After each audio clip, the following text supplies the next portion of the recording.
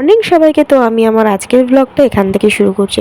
তো তোমরা হয়তো দেখে ভাবছো আমি কেন গঙ্গার ব্লগটা তোমাদের সাথে শেয়ার করছি। তো যাই হোক, তোমরা টাইটেলের থাম্বনেল দেখে বুঝেই গেছো যে এটা আমার কেদারনাথ ট্যুর ব্লগ। তো যাই হোক, সকালবেলা চলে এসেছি গঙ্গায়, কারণ স্নান করতে না, চলে এসেছি এটা গঙ্গাটা পার হয়ে লঞ্চে করে ওই পারে যাব।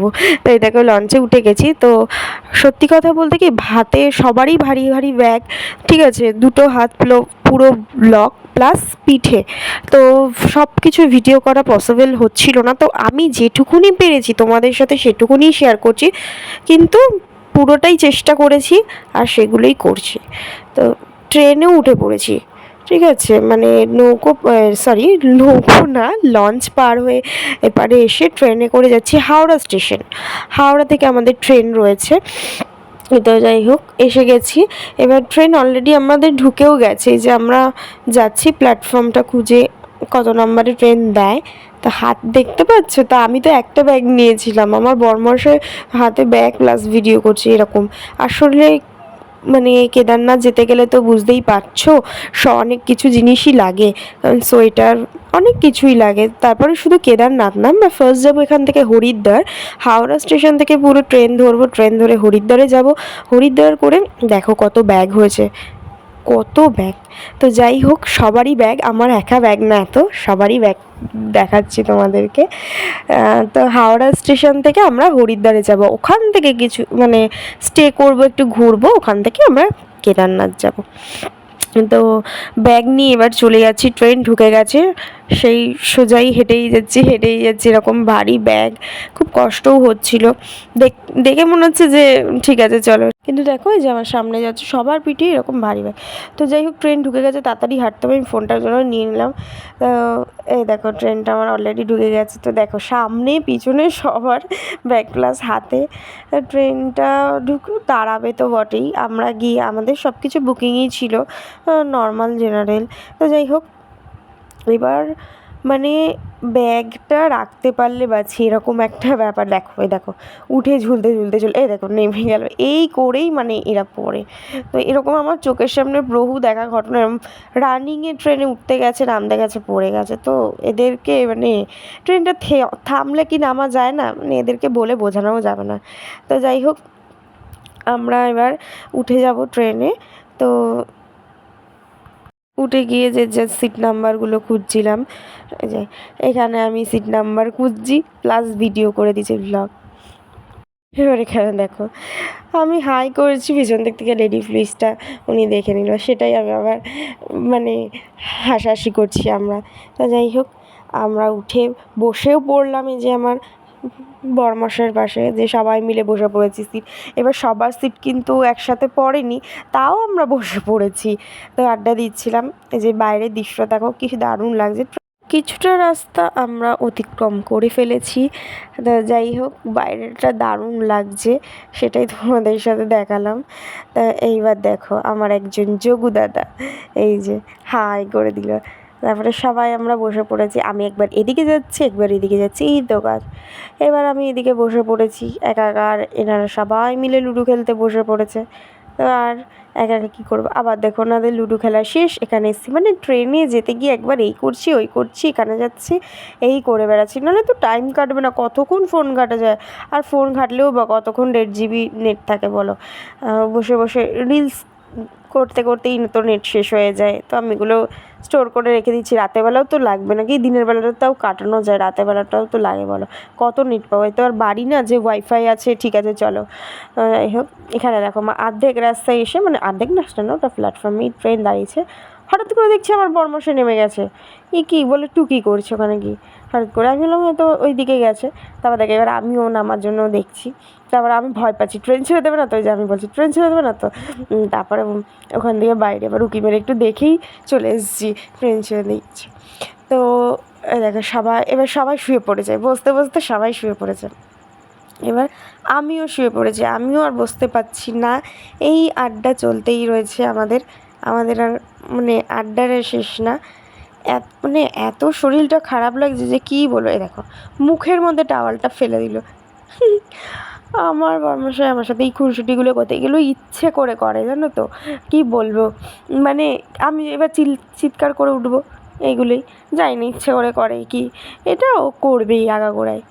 এই যে গল্প করতে করতে আস্তে আস্তে টাইমটা কাটছে, আবার আমি উঠে বসে পড়েছি, ও আমার কোলে মাথা রেখে শুয়ে পড়েছে। আমি বলছি অনেকক্ষণ তুমি শুয়েছো, ওটো ওটো ওটো, আমিও শোবো। উঠে পড়েছি, এবার বসে বসে এই করছি, ভিডিও করেছি।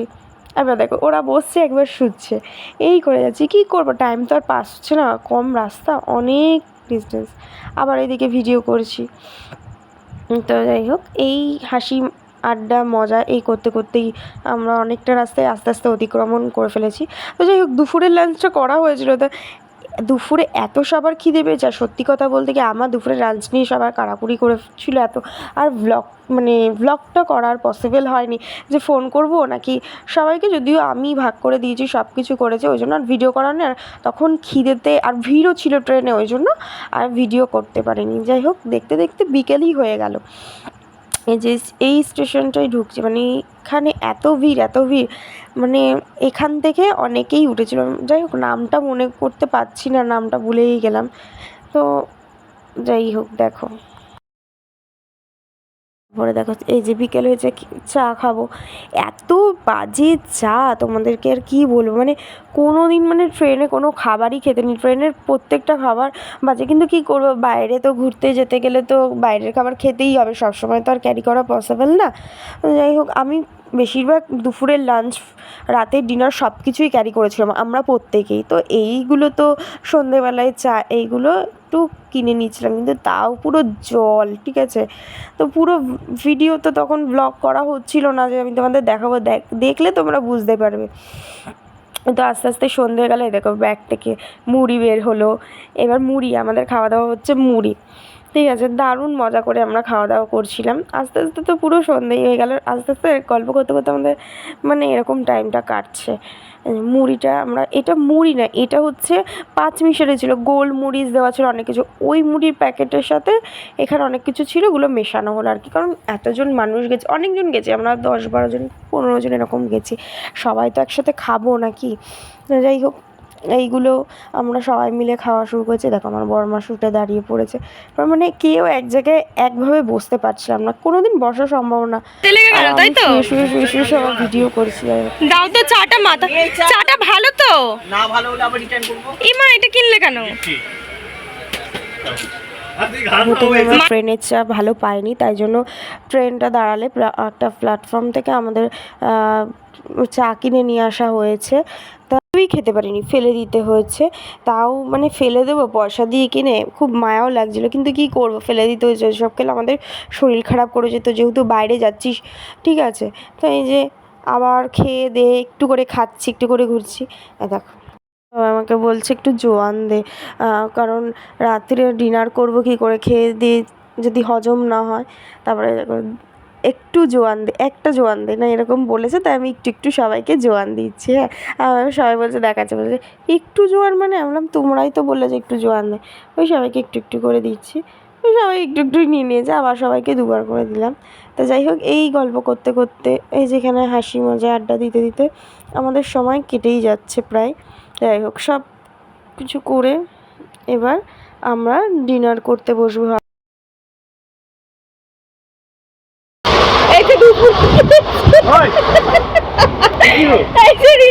দিল না আমার জল, আমার সব কিছু। আচ্ছা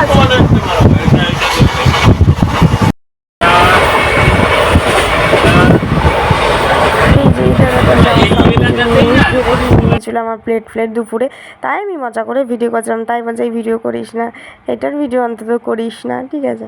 তাই যে আমি আমার বড়মাসে খেতে বসছি, এইদিকে ওইদিকে ওরা খাচ্ছে, ভিডিওটা করতে পারিনি দুপুরে, আমি বললাম রাত্রে করে নিই, ঠিক আছে। তো খাবো এবার, সপ্তাহ বলতে ওই 10-12 দিন মতন হবে। তো যাই হোক, এরকমভাবে আমাদের এই খেতে খেতে দেরি হয়ে যাচ্ছিলো, খেতে বসে গল্প করেই যাচ্ছি, মানে এরকম জাস্ট টাইমটা কীভাবে কাটবে এরকম।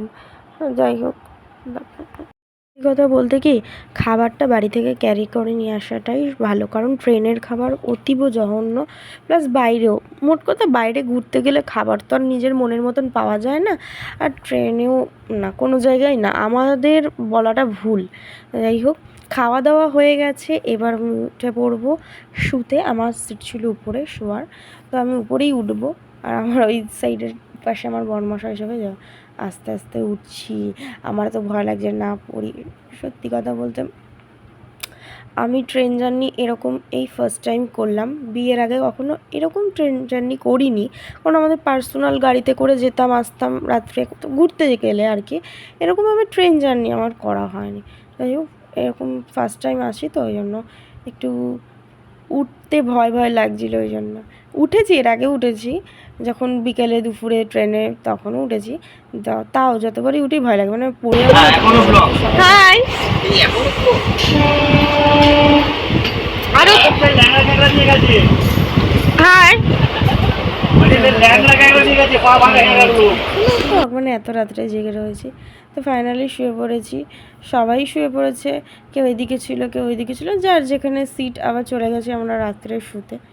শুয়ে কাণ্ড, শুয়েও শান্তি নেই, মানে সবে চোখটা লাগছে, এমনি তো ঘুম আসছে না ট্রেনের ঝাঁকুনিতে, একটা আনকমফোর্টেবল ফিল। তার মধ্যে দেখো উঠেছে টিটি, উঠে রাত্রেবেলা লাইট জ্বেলে সে কী কাণ্ড।